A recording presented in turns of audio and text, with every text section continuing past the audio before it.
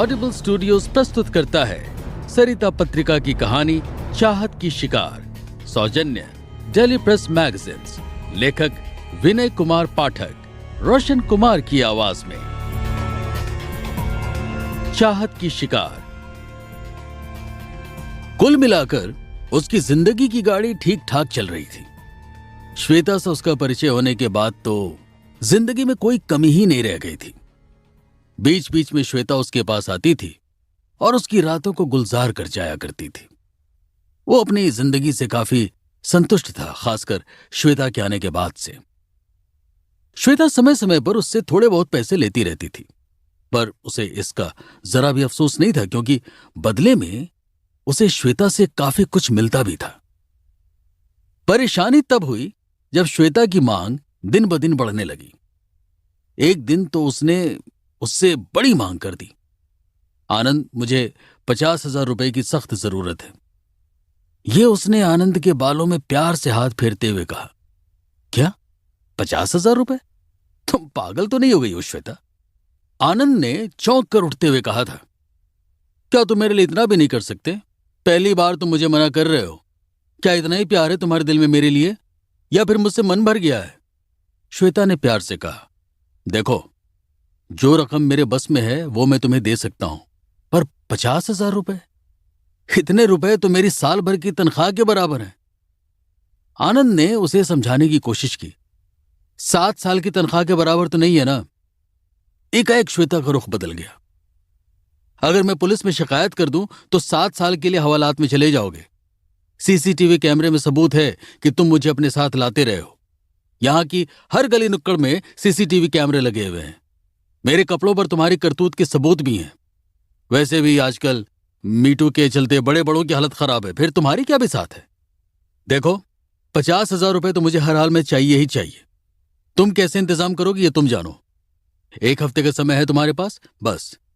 कहते हुए श्वेता चली गई और आनंद हैरान सा उसे जाते हुए देखता रहा।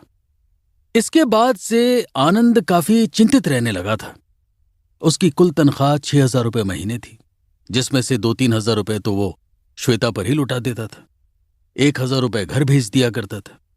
बाकी उसके खाने पीने पर खर्च हो जाया करते थे। पैसों के लिए एकमात्र सहारा उसका मालिक ही था, जो 1-2 महीने से ज्यादा की एडवांस तनख्वाह नहीं दे सकता था। तो फिर क्या किया जाए?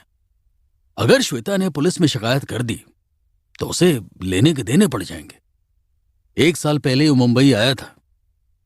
कोई ऐसा जानकार भी नहीं था जिससे उसे पैसों की मदद मिल सके। आनंद मुंबई के दादर इलाके में एक प्लॉट पर बने छोटे से झोपड़ी नुमा मकान में रहता था। प्लॉट के मालिक ने प्लॉट की देखभाल के लिए उसे वहां टिका दिया था। प्लॉट के मालिक की उस प्लॉट पर एक बहुमंजिला अपार्टमेंट बनाने की योजना थी, जिसके लिए बिल्डरों से बात चल रही थी। आनंद को महज 6,000 रुपए तनख्वाह मिलती थी। घर पर बेकार बैठे रहने की बजाय यह भी बुरा नहीं था। न जाने कितने लोग मुंबई जैसे बड़े शहरों में मामूली तनख्वाह पर काम करने आते हैं, क्योंकि उनके पास और कोई काम नहीं होता। कईयों को तो काफी खराब हालात में रहना पड़ता है, पर वो संतुष्ट था। रहने को झोपड़ी थी ही, वहीं कुछ कच्चा पक्का बनाकर खा लेता था। बिजली पानी की सुविधा 24 घंटे थी, जिसका बिल मालिक अदा करता था। काफी सोच विचार के बाद आनंद के दिमाग में एक ही उपाय आया, श्वेता को रास्ते से हटाने का, उसकी हत्या कर देना। पर लाश को कहां और कैसे ठिकाने लगाएगा, ये बहुत बड़ी समस्या थी। काफी सोच विचार के बाद आनंद ने लाश को प्लॉट के कोने में फेंककर खुद पुलिस को सूचित करने की योजना सोची। वो खुद शिकायत करेगा तो पुलिस को शक भी नहीं होगा। अगली बार जब श्वेता आई तो आनंद ने उसका दिल खोलकर स्वागत किया। जैसे तैसे मैंने रुपयों का इंतजाम किया है, आगे से इतनी बड़ी रकम मत मांगना। मैं गरीब आदमी कहां से इतनी बड़ी रकम लाऊंगा? आनंद ने श्वेता को बाहों में भरते हुए कहा। श्वेता को इस बात से मतलब नहीं था कि आनंद ने रुपयों का इंतजाम कहां से किया है। मन ही मन उसने सोचा, रुपए तो मैं तुमसे हमेशा मांगूंगी। आखिर मजबूरी में तुम्हें अपना जिस्म देती हूं तो उसका भुगतान तो देना ही होगा। श्वेता बोली, अगर जरूरत नहीं होती तो तुम्हें क्यों तकलीफ देती? फिर वे दोनों एक दूसरे के आगोश में समा गए। आनंद सोच रहा था कि वो आखिरी बार श्वेता के जिस्म को भोग रहा है। इसके बाद तो इसे खत्म कर देना है, इसलिए वो जमकर उसके बदन का मजा ले रहा था। श्वेता सोच रही थी कि आज 50,000 रुपए लेने के बाद फिर कब उससे रकम मांगनी है। मौका पाकर आनंद ने श्वेता का गला दबा दिया, फिर चाकू से गले को रेत दिया और लाश को एक कोने में जाकर फेंक दिया। आनंद को अपने प्लान पर पूरा भरोसा था, इसलिए वो आराम से सो गया।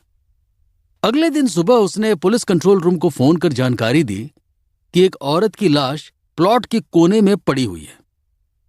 आनंद को यह गुमान था कि पुलिस को आसानी से चकमा दिया जा सकता है और इसके लिए उसने खुद पुलिस में शिकायत करने की तरकीब अपनाई थी।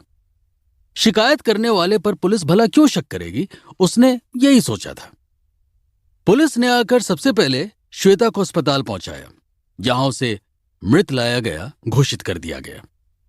पुलिस ने अनजान शख्स के खिलाफ हत्या का मामला दर्ज कर लिया। आनंद बहुत खुश हुआ, उसे अपनी योजना कामयाब होती दिखाई दी, पर उसे पता नहीं था कि पुलिस शक के आधार पर उससे पूछताछ शुरू कर देगी। विरोधाभासी बयानों के चलते वो पकड़ में आ गया और फिर मामला सुलझ गया। आनंद ज्यादा देर तक पुलिस के सामने टिक नहीं पाया और उसने अपना जुर्म कबूल कर लिया। वही पुलिस को उस जगह पर भी ले गया जहां उसने हत्या में इस्तेमाल किया गया चाकू छिपा कर रखा था। इस तरह श्वेता के लालच ने उसकी जिंदगी खत्म करवा दी और जिस्मानी आकर्षण ने आनंद की जिंदगी बर्बाद कर दी।